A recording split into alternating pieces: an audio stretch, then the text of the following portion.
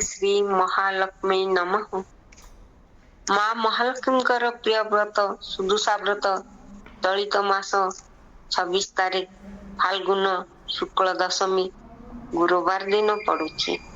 ନାତିଶୀତୋଷ୍ଣ ଏବେ ଉତ୍କଳ, ଋତୁରାଜ ବସନ୍ତ ଆଗମନରେ 10 ଦିଶ ମଧୁମୟ।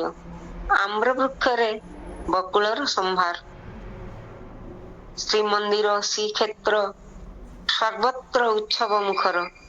ବିମାନରେ ଦୋଳ ଗୋବିନ୍ଦ ବିରାଜିତ। ପ୍ରସନ୍ନ ବଦନା ମା ମହାଲକ୍ଷ୍ମୀ ତାର ସନ୍ତାନ ମାନଙ୍କର ଭକ୍ତି ନୈବେଦ୍ୟ ଘେନା କରିବା ପାଇଁ ପୁରେ ପୁରେ ବିରାଜିତା। ଉତ୍କଳର ସମସ୍ତ ବିବାହିତ ମହିଳା ଏହି ବ୍ରତ ପାଳନ କରିଥାନ୍ତି।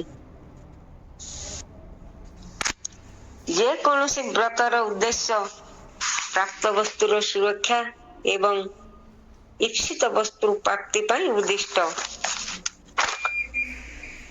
ବର୍ଷର ଯେ କୌଣସି ମାସର ଶୁକ୍ଳ ପକ୍ଷ ଦଶମୀ ଗୁରୁବାର ପଡ଼ିଲେ ସୁଦୂଷା ବ୍ରତ ହୁଏ, କିନ୍ତୁ ନୂଆ ବ୍ରତୀ ମାନେ ଚତୁର୍ମାସ୍ୟା, ପୁଷ ମାସ ଏବଂ ଚୈତ୍ର ମାସରେ ପଡୁଥିବା ସୁଦୂଷା ବ୍ରତ କରନ୍ତି ନାହିଁ। ଫଗୁ ଦଶମୀରେ ପଡୁଥିବା ଏହି ସୁଦୂଷା ବ୍ରତ ଅତ୍ୟନ୍ତ ପବିତ୍ର। ନୂଆ ବ୍ରତୀ ମାନେ ଏହି ବ୍ରତ ରଖିବାର ସମୟ ପ୍ରଶସ୍ତ। ମହାଲକ୍ଷ୍ମୀଙ୍କର ଆଗମନ ପାଇଁ ଘର ଦ୍ୱାର ପରିଷ୍କାର ପରିଚ୍ଛନ୍ନ କରିବା ଏବଂ ଘରେ ଆମ୍ବ ପତ୍ରର ତୋରଣ ଟାଙ୍ଗିବା। ତୋରଣ ସହିତ ଆମ୍ବ ପତ୍ର ଉପରେ ହଳଦୀରେ ସ୍ୱସ୍ତିକ ଚିହ୍ନ ଅଙ୍କନ କରିବା।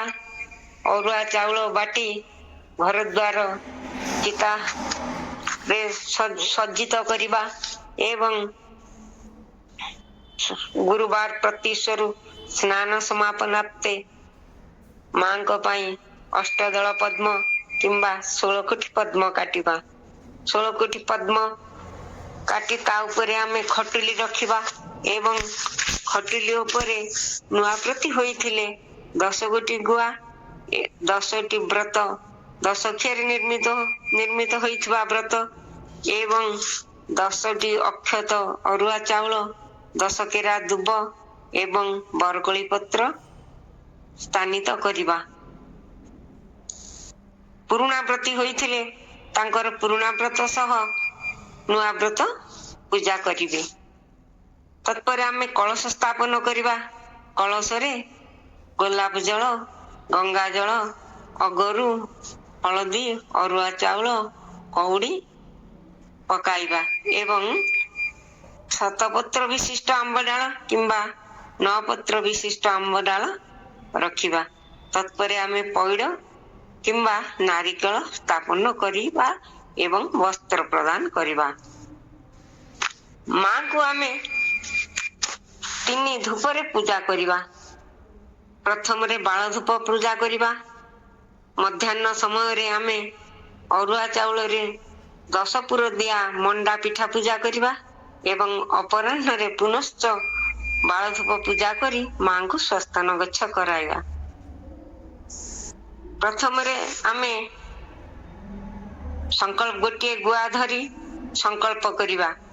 ମାଙ୍କୁ ସଂକଳ୍ପ କରିବା ସାରିବା ପରେ ଆମେ ମାଙ୍କୁ ଭୋଗ ଲଗାଇବା। ସମ୍ଭବ ହେଲେ 10 ଗୋଟି ଦୀପ ପ୍ରଜ୍ୱଳନ କରିବା। ମାଙ୍କର ପାଇଁ ଆମେ ଶଙ୍ଖନାଦ କରିବା। 3 ଥର ମନ୍ତ୍ର ସ୍ୱରରେ ଶଙ୍ଖନାଦ କରିବା। ଘଣ୍ଟ ବାଦନ ମହାଲକ୍ଷ୍ମୀ ପୂଜାରେ ନିଷିଦ୍ଧ, ତେଣୁ ଘଣ୍ଟ ବଜାଇବା ନାହିଁ। ମାଙ୍କର ଅଷ୍ଟକମ୍ ପାଠ କରିବା।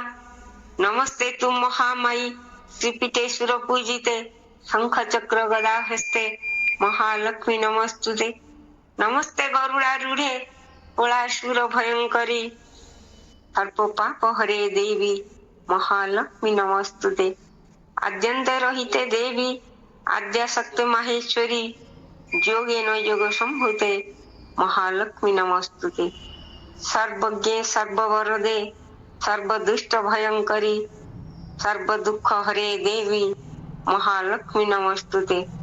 ସିଦ୍ଧି ବୁଦ୍ଧି ପ୍ରଦେ ଦେବୀ ଭକ୍ତି ମୁକ୍ତି ପ୍ରଦାୟିନୀ मंत्रमूर्ते सदा देवी महालक्ष्मी नमस्तुते।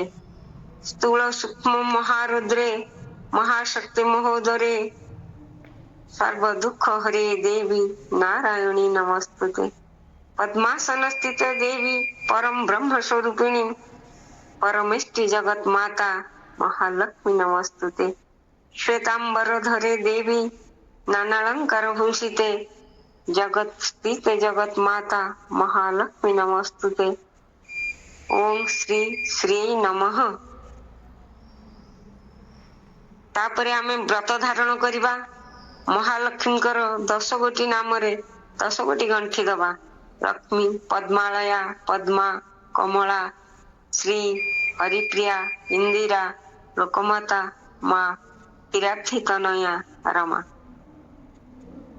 एहीपरि 10 गोटी नामरे 10टी गंठी देबा एवं दक्षिण हस्तरे व्रत धारण करिबा।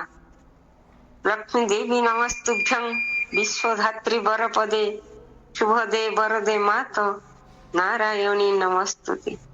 मंत्रहीनं क्रियाहीनं भक्तिहीनं पद्मालया जत्पूजितं मया देवी परिपूर्ण तदस्तु मे। प्रत्येक पूजारे त्रुटि विच्युत रही थाए, तेणु सर्वशेष आमे मां को क्षमा प्रार्थना करिबा। आवाहन न जानामि तवार्चनं पूजा चैव न जानामि क्षमेश्व परमेश्वरी। ओम श्री महालक्ष्मी नमः।